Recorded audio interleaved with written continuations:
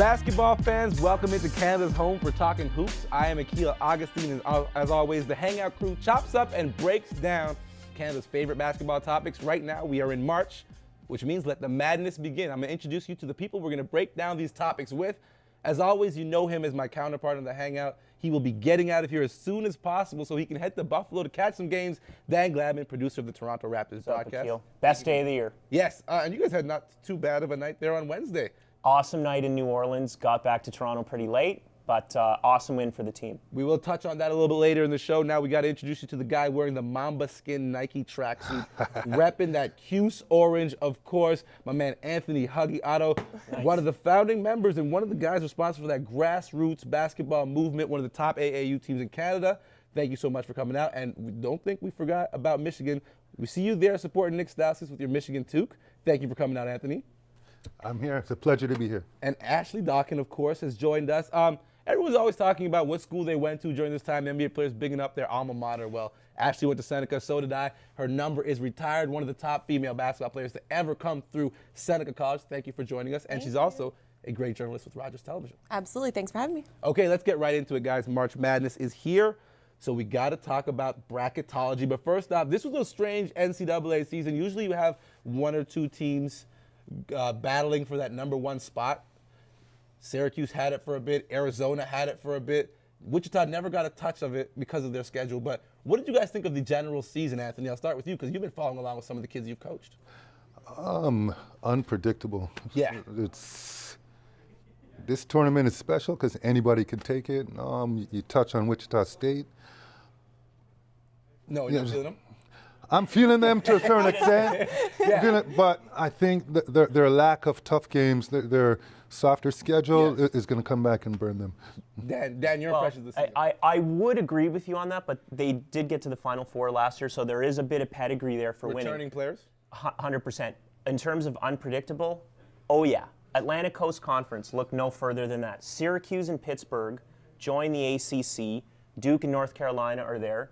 And my old school, Virginia, wins the Atlantic Coast Conference, gets the number one seed in the tournament. Nobody could have seen that coming. Nope. And I think there's 10 to 12 teams that could actually come out as the national champion this year. And that makes incredible field. And that makes it extremely difficult to build your bracket. So I'll start with you, Ashley. How difficult was it going through these matchups, especially with all these new play-in games? It was so difficult because, as you said, there's always pros and cons and there's stats to support either argument. So you really can't dog anyone for their choices unless it's Dan. We're probably going to dog him a lot. He's for going his Virginia all day. But yeah, it was so difficult. I whittled it down, but I'm not sure. It's not President Obama caliber top four. Well, let's find out who's in your Final Four. Okay, Florida. Yeah, safe bet. Yeah, fair enough. Iowa. Iowa State or Iowa? Iowa State. Okay, good. Wisconsin and Duke. Okay. Those are my four. Huggy, she doesn't have a couple of your teams in there. I'm sorry, Huggy. You want to hug it out later? Yeah, we could do that. Huggy, who's in your Final Four? You got Michigan State, actually, to take it on. Sparty. Florida. Yeah. Louisville? No Louisville for you? Oh, no, of course. Louisville and in the Southeast, I got Iowa State. Iowa State. I like Iowa State. Melvin Edgem, shout out to Canadian Dan. Yeah. You got Virginia playing Virginia, and then Virginia on the other side playing Virginia. Losing to Virginia. Yeah. I do not have Virginia going too far. They haven't been in the tournament in a while. Wow. This is the tournament. There's money on the line here. You have to go with your brain, not your heart. Okay. Michigan State, after the Big Ten tournament, looks amazing. And people forget that when the season started, they were one of the top choices to get to the Final Four and win the tournament. I can't see any team right now having the physical toughness to match up with them. I think Florida looks amazing, even though Kentucky gave them a scare in the SEC championship game. A lot of people are forgetting Arizona, but they're very talented and they know what to do this time of year.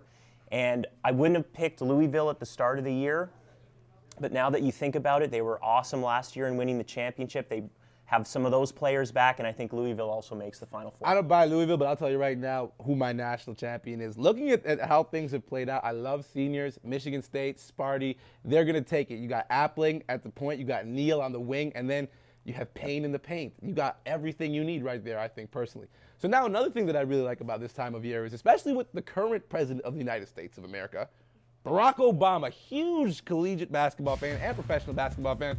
He's made his final pick. It looks very similar. Those are mine. It looks very similar. So here's the question I want to pose to some of you guys, because I got this argument with my producer, Dwayne, during the week.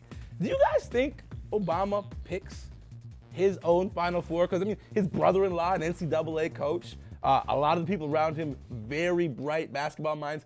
I'm throwing out a conspiracy theory here. I think someone's picking Obama's picks. Dan?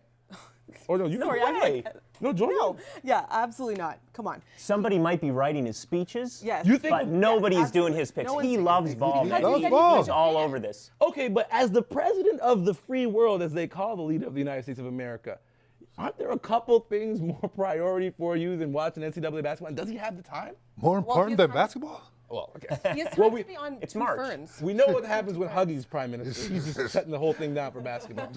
But you guys are riding with Obama's picking these teams. If he has time to go talk to Galifianakis, he has time to do a bracket. That was a healthcare push, Dan.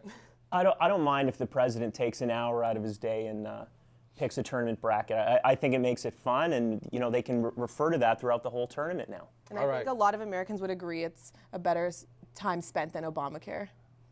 Oh. We are America's getting not into me. Let's not go politics there. right here on the not Hangout. Listen, political. lots more to break down here on the Hangout. We also got to talk about all the Canadians. Huggy's got to give us his scouting report on all his kids playing. So we got to break down the Canadians in the March Madness when we return right here on Canada's home for Talking Hoops. You know where you are. You're on NBATV Canada, and you're watching the Hangout.